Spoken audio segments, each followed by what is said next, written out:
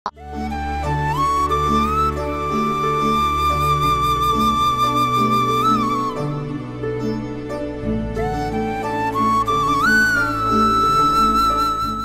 మనం పిఠాపురంలో ఉన్నటువంటి పాదగయ క్షేత్రంలో ఉన్నాం. యాక్చువల్లీ ఇక్కడ చాలా స్పెషల్ ఏంటంటే 3 స్పెషల్స్ చెప్పాలి ఈ టెంపుల్ కి.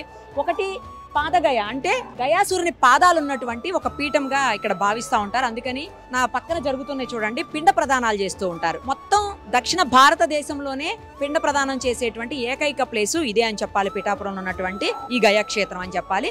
అలాగే దాంతో పాటు ఇంకొకటి 18 శక్తిపీఠాల్లో ఒకరైనటువంటి 10వ శక్తిపీఠం పురుహూతిక అమ్మవారి శక్తిపీఠం కూడా ఇక్కడ ఉంటుంది. ఇంకొక మరో విశిష్టత ఏంటంటే, 3వ విశిష్టత దత్తాత్రేయ స్వామి స్వయంభూగా వెలిసినటువంటి స్వామివారు. మనకి భారతదేశం అంతా ఎక్కడ చూసుకున్నా కూడా కేవలం మనం స్థాపించినటువంటి లేదా మనం పెట్టినటువంటి విగ్రహం. తాకట్టులో ఉన్న బంగారాన్ని విడిపించి ఆ రోజు ఆన్లైన్ రేటుకే మేము కొంటాం. Sharma gold company. ఈ విశేషాలన్నీ కూడా ఒకసారి చూసేద్దాం, వచ్చేయండి.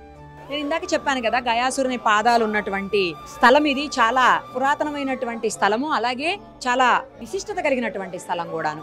అవిగా అక్కడ పాదాలు కనిపిస్తున్నాయి, ఒకసారి మీరు చూడొచ్చు. సో అందుకోసమనే ఇక్కడ మొత్తం పిండ ప్రదానాలు జరుగుతూ ఉన్నాయి. అది చాలా స్పెషల్ అనమాట. నేను ఇందాక ఆల్రెడీ చెప్పాను కదా, అదే స్పెషల్ ఇక్కడ.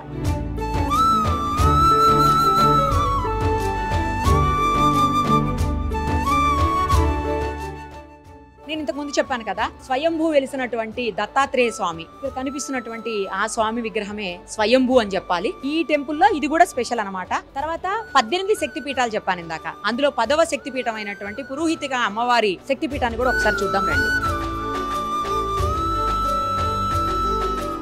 మొత్తం అష్టాదశ పీఠాల్లో ఉన్నటువంటి 18 శక్తిపీఠాలు మనందరికి తెలుసు. అందులోనే ఒక పురోహితిక అమ్మవారు మనకి పిఠాపురంలో ఉంటారు. ఇంకొక అమ్మవారిది శాంకరీదేవి శ్రీలంకలో ఉంటారు. ఇక్కడ అమ్మవారిది విగ్రహం కూడా మనకు కనిపిస్తుంది చూడండి, ట్రింకోమలి శ్రీలంక. నెక్స్ట్ వచ్చేసి కామాక్షిదేవి కాంచీపురం మరో శక్తిపీఠం. తర్వాత శృంఖలాదేవి ప్రద్యుమ్నం చోటిల్ల గుజరాత్లో ఉన్నటువంటి శక్తిపీఠం ఇది. తర్వాత చాముండాదేవి మైసూర్లో ఉన్నటువంటి శక్తిపీఠం. తర్వాత జోగులాంబాదేవి అలంపూర్ ఆంధ్రప్రదేశ్లో ఉన్నటువంటి శక్తిపీఠం ఇది. తర్వాత బ్రహ్మరాంబాదేవి శ్రీశైలంలో మనందరికి తెలుసు ఆంధ్రప్రదేశ్లో ఉన్నటువంటి శక్తిపీఠం. మహాలక్ష్మీదేవి కొల్హాపూర్ మహారాష్ట్రలో ఉన్నటువంటి శక్తిపీఠం. తర్వాత మరో అమ్మవారు కూడా ఏకవీరాదేవి మహూర్, ఇది కూడా మహారాష్ట్రలోనే ఉంది. తర్వాత మహాకాళీదేవి ఉజ్జయిని మధ్యప్రదేశ్లో ఉన్నటువంటి మరో శక్తిపీఠం. తర్వాత అసలు శక్తిపీఠాలు ఎలా ఆవిర్భవించాయి అనే దానికి కూడా మనకి ఇక్కడ పిక్చర్ కనిపిస్తూ ఉంది, అది కూడా పెట్టుంచారు. తర్వాత గిరిజాదేవి అమ్మవారు జాజ్పూర్ ఒరిస్సాలో ఉన్నటువంటి శక్తిపీఠం. తర్వాత మాణిక్యాంబాదేవి ద్రాక్షారామంలో ఉన్నటువంటి శక్తిపీఠం. నెక్స్ట్ మానసాదేవి అమ్మవారు హరిద్వార్లో ఉన్నటువంటి శక్తిపీఠం. సేమ్ అక్కడ ఎలా ఉంటాయో అలాగే పెట్టారు శక్తిపీఠాలని. మాధవేశ్వరి దేవి అలోపి అలహాబాద్లో ఉన్నటువంటి శక్తిపీఠం, సేమ్ యాజ్ ఇట్ ఈస్ గా రెప్లికా అన్నమాట ఇది. వైష్ణవీదేవి కాట్రా జమ్మూలో ఉన్నటువంటి శక్తిపీఠం. తర్వాత గయలో ఉన్నటువంటి మంగళ గౌరీదేవి అమ్మవారి శక్తిపీఠం ఇది. తర్వాత విశాలాక్షి దేవి వారణాసిలో ఉన్నటువంటి శక్తిపీఠం అమ్మవారు. ఇంకా ఫైనల్లీ సరస్వతీదేవి అమ్మవారు కాశ్మీర్లో ఉన్నటువంటి శక్తిపీఠం. చూశారు కదా, ఇవి మొత్తం అష్టాదశ అంటే 18 శక్తిపీఠాలను ఇప్పుడు మనం ఇక్కడ చూసాము. ఒకసారి పంతులు గారితో మాట్లాడదాము, మరిన్ని విశేషాలు ఈ టెంపుల్కి సంబంధించి తెలుసుకుందాం. ఈ టెంపుల్కి చాలా ప్రత్యేకత ఉంది. దక్షిణ కాశీగా పేరు పొందినటువంటిది. అలాగే పురోహితిక అమ్మవారు శక్తిపీఠం ఉంది. మరొకటి స్వయంభూ వెలిసినటువంటి దత్తాత్రేయ స్వామి, ఎక్కడా లేనటువంటిది. సో ఒక్కసారి ఎలా అసలు ఇన్ని ఒకటే చోట చెప్పండి. ఇక్కడ ప్రప్రథమంగా గయా క్షేత్రము వాగర్ధ సంప్రక్తో వాగర్ధ ప్రతిపత్తయే జగతః పితరో వందే పార్వతీ పరమేశ్వరు. ఈ జగత్తు మొత్తానికి పార్వతీ పరమేశ్వర తండ్రులు. అటువంటి పరమేశ్వరు ఇక్కడ స్వయంభూగా వెలిసారు. ఏ విధంగా గయా అసురుడు అనే రాక్షస సంహారార్థము ఇక్కడ కుకుడేశ్వర స్వామి వారి రూపంలో స్వయంభూగా వెళ్ళడం జరిగింది. ఆయన రాక్షసుడు అయినప్పుడు కూడా రావణాసురుడు అంత గొప్ప శివభక్తుడు. నీలో అసురు గుణములు దుర్గుణములు ఉండడం వలన నేను సంహరింపక తప్పట్లేదు, నీకు ఏదైనా గొప్ప వరాన్ని ఇస్తాను కోరుకోమంటే మీ చేతిలో నాకు ఎలాగా మరణం సంభవించక తప్పలేదు, నా యొక్క ప్రధాన భాగంలో మీరే పూజింపడం మంచి కోరాడు ఈశ్వరుని. ఎప్పుడైతే విధంగా కోరాడో ఆయన సంహారం చేసినప్పుడు ఆయన యొక్క పాదుకలు ఇక్కడ పుష్కరంలో పడ్డాయి. గయాసును పాదుకలు కలిగిన క్షేత్రం కాబట్టి ఇది పాదగయా క్షేత్రంగా పిలువబడుతోంది. ఎప్పుడైతే తనే పూజింపడానికి కూడా ఆ విధంగా లోపల శరీరూపంలో స్వయంభూగా ఉండిపోయారు స్వామివారు ఈశ్వరుడు కుక్కుడేశ్వర స్వామి. ఎప్పుడు తనే ఆరాధింపబడానికి కూడా ఈశ్వరుడు బోలాశంకరుడు కాబట్టి ఆ కోరిక పరమానందపడి ఇంకో గొప్ప వరం ఇచ్చాడు. ఈ యొక్క భరతఖండం భారతదేశంలో మాత్రమే తల్లిదండ్రులు బతికుండగా పూజించడమే కాకుండా చనిపోయిన తర్వాత పితృకార్యాలు చేస్తుంటారు. ఈ పితృకార్యాలు చేసినప్పుడు నీ యొక్క పేరు చెప్పి వదిలిపెట్టిన తర్పణమే ఆ పితృదేవతలు చెందుతుంది. అంటే ఈ రోజుకి ఈ ఒక్కరి తరపున మొదలుపెట్టినప్పటికీ గయాయాం దత్తమస్తు, గయాయాం సార్థమస్తు, గయేయం గయేయం గయేయం అని చెప్పి మొదలు పెడతారు. అంటే రాక్షసనామం ఉచ్చరిస్తే కానీ పితృదేవత ముఖ్యంగా గొప్ప వరాన్ని ఇక్కడ ఈశ్వరుడు వారు ఆయనకి గయాసుడికి ఇవ్వడం జరిగింది. ఈ విధంగా దశరథ మహారాజు చనిపోయినప్పుడు రాములు వారు అరణ్యవాసంలో ఈ గయాసుని పేరు స్మరించినట్లుగా పురాణాలు చెప్పబడుతుంది. అంటే ఎప్పటి రాములు వారు?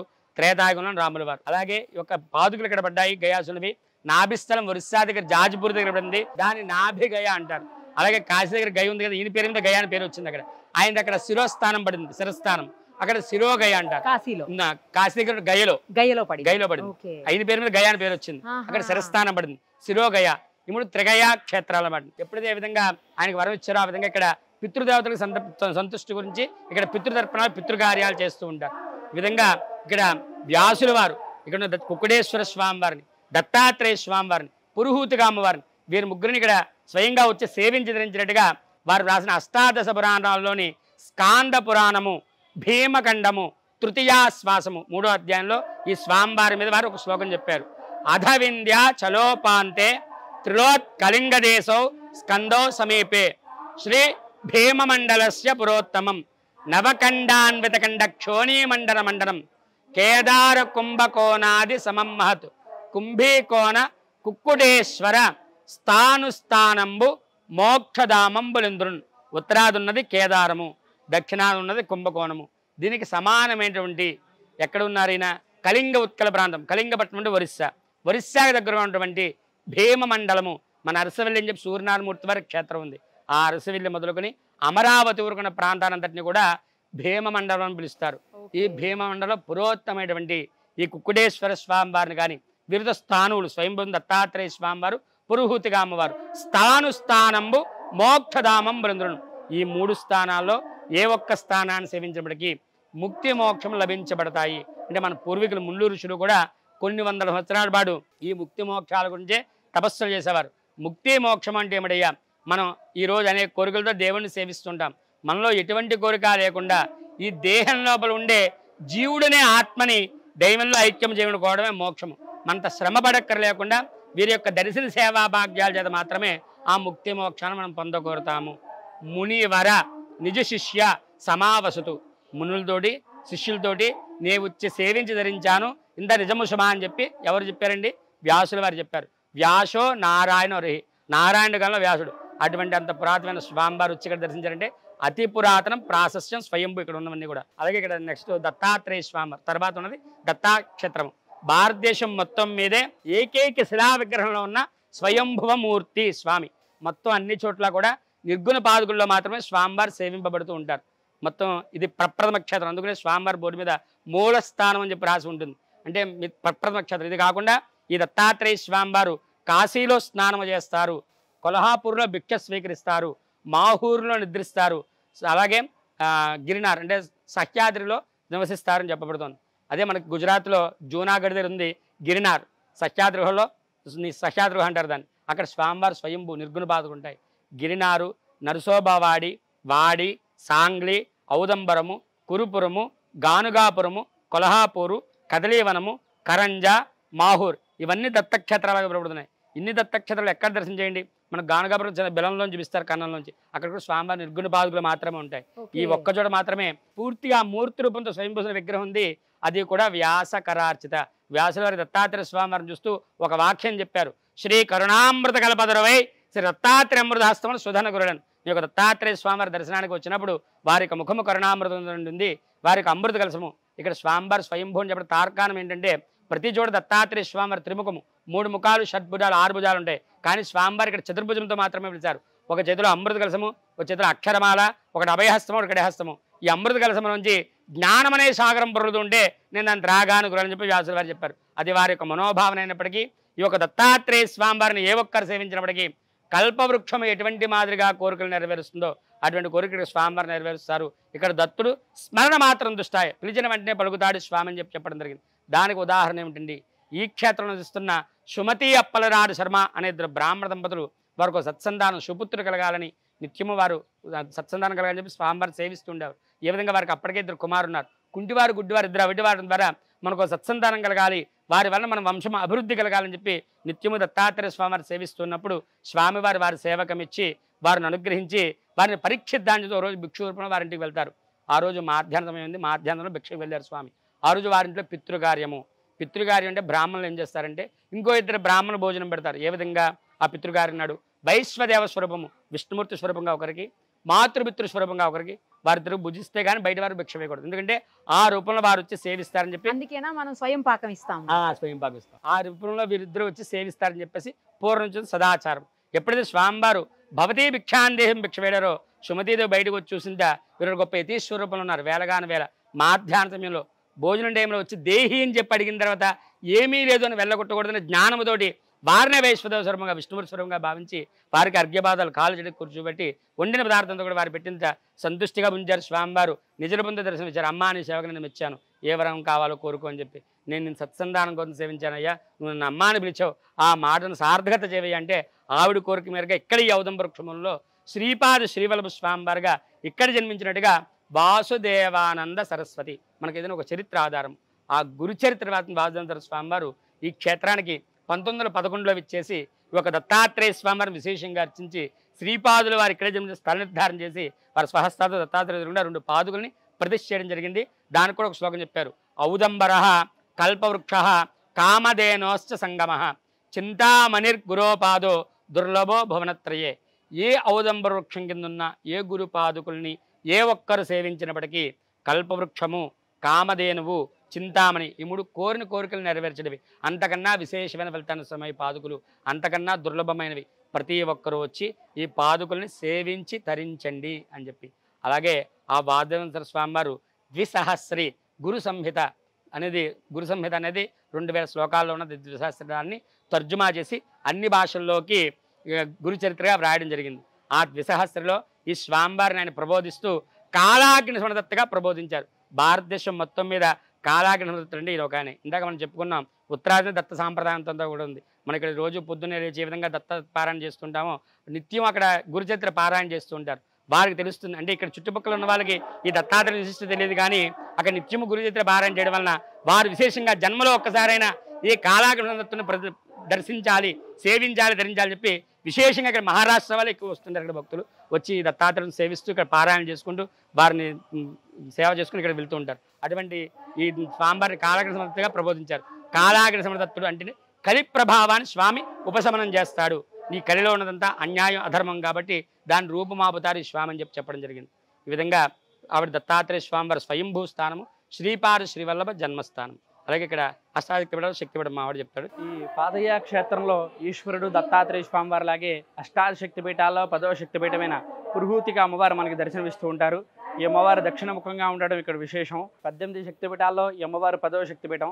దక్ష ప్రజాపతి యాగం తెలిసిన ప్రాంతంలో సతీదేవి హోమగుండంలో పడడం వల్ల ఈశ్వరుడు ఆవిడ భుజం మీద వేసుకుని ముల్లోకాలు తిరుగుతుండడం వల్ల విష్ణుమూర్తి వారు ఆయన విష్ణు చక్రంతో 18 భాగాల కింద ఖండన చేశారు. ఆ 18 భాగాల్లో ఒక భాగం అమ్మవారి యొక్క పీఠ భాగము పిరుదులు ఇక్కడ పడ్డం చేత ఈ ఊరికి పూర్వం పీఠికాపురం అనే పేరుండేది, అది ఇప్పుడు పిఠాపురంగా మారింది. ఈ అమ్మవారి పేరే ఊరి పేరుగా భక్తులందరూ కూడా పూజిస్తూ ఉంటారు. ఈ అమ్మవారి దక్షిణముఖంగా శ్రీచక్రం మీద కూర్చుండడం ఇక్కడ విశేషం. ఈ అమ్మవారిని కన్నా ఆరాధన చేస్తే సకల సౌఖ్యాలు, శుభాలు అన్నీ కూడా జరుగుతుంటాయని చెప్పి ఈ అమ్మవారి యొక్క విశేషం. మొత్తం ఈ విధంగా ఒకే చోట హరిహరుద్రు, హరిరూపం ఈశ్వరుడు గుక్కడేశ్వర స్వామి, హరిరూపం దత్తాత్రేయ స్వామి, శక్తి రూపం అమ్మవారు, పురుహూతిగా అమ్మవారు ఒకే చోట స్వయంభూగా వెళ్ళడము, దత్తాత్రేశ్వర్ ప్రథమోదాహరణ శ్రీపాదులకు జన్మించడం, గయాక్షేత్రం కావడం, ఇన్ని విధాలుగా అది పురాణ విశిష్ట కలిగిన పుణ్యక్షేత్రం. మన ఏ ఒక్క క్షేత్రానికి ఉన్నప్పటికీ ఒక విష్ణు క్షేత్రము, ఒక శివక్షేత్రము ఉంటుంది. ఇక్కడ హరిహరుద్రు ఉన్నారు. అలాగే స్వయంభూగా ఉన్న మాత పురుహూతిగా మా శక్తిపీఠం ఉంది. దత్తాత్రేయ ప్రథమోదాహరణ శ్రీపాదు జన్మించడం, గయాక్షేత్రం కావడం, ఇన్ని విధాలుగా ఇది పురాణ విశిష్ట కలిగిన పుణ్యక్షేత్రం. ఇంత గొప్ప క్షేత్రాన్ని లైఫ్ లో ఒక్కసారైనా ఖచ్చితంగా దర్శనం చేసుకొని తీరాలి. తప్పకుండా దర్శనం చేసుకోవాలి. ఇక్కడ జ్యోతిష్ శాస్త్రం చెప్పడుతుందంటే ఏ గ్రహ దోషం ఉన్నప్పటికీ గురుడు యొక్క అనుగ్రహం ఉంటే అన్ని గ్రహ దోషాలు పోతాయని చెప్పి. అలాంటి సాక్షాత్ సద్గురువైన దత్తాత్రేయ స్వామివారు స్వయంభూగా కలిసి వారి ప్రథమోత్తర శ్రీపాదులు జన్మించిన క్షేత్రం. ఇటువంటి క్షేత్రంలో ఎవరైతే కాలు పెట్టారో వారి గ్రహ బాధలన్నీ కూడా పటాపంచలైపోతాయి, అన్ని పోతాయి అని చెప్పేసి ఇక్కడ నానుడి. అలాగే ఇక్కడ అమ్మవారి శక్తి క్షేత్రము. ఇక్కడ అమ్మవారి విశిష్టత ఏంటంటే శ్రీచక్రం మేరు మీద ఉన్నారు అమ్మవారు. ద్రాక్షారం మాణిక్యాంబ అమ్మవారి కింద ఉన్నది రాతి చక్రము, ఇక్కడ ఉన్నది పంచలోహ చక్రము.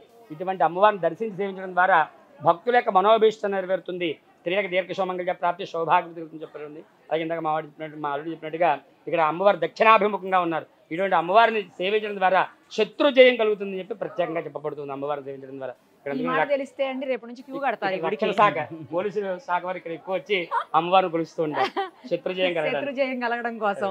అందుకనే ఇక్కడ మన పవన్ కళ్యాణ్ గారికి వచ్చి నిలబడి అక్కడ ఈ అమ్మవారి యొక్క విశిష్టత మొత్తం ఈ క్షేత్రాభివృద్ధి చేయాలని చెప్పి వారు తెలవడం, అటువంటి వారు వచ్చి దీన్ని అభివృద్ధి చేయడం చాలా గొప్ప. ఒప్పుకున్నారా పవన్ గారు మరి? తప్పకుండా మోడీ గారిని ఇక్కడ ఆహ్వానం చేస్తానని చెప్పారు. మోడీ గారి ద్వారా 100 కోట్లు దీన్ని శాంక్షన్ చేసి ఈ టెంపుల్ అభివృద్ధి చేస్తామని అలా జరగాలి. నిజంగా ఈ క్షేత్రం చాలా అభివృద్ధి చెందాలి. మరింత మంది భక్తులు ఈ స్వామివారి కృపకి పాత్రులు కావాలి, దర్శనం చేసుకోవాలని మనస్ఫూర్తిగా కోరుకుంటూ థ్యాంక్ యూ సో మచ్. శుభం జయం లాభం శత సంవత్సరం దీర్ఘమాయు సర్వే జనా సుఖినో భవంతు. సుమన్ టీవీలో మీ పర్సనల్ అండ్ బిజినెస్ ప్రమోషన్స్ కోసం కింది నెంబర్కి కాంటాక్ట్ చేయండి.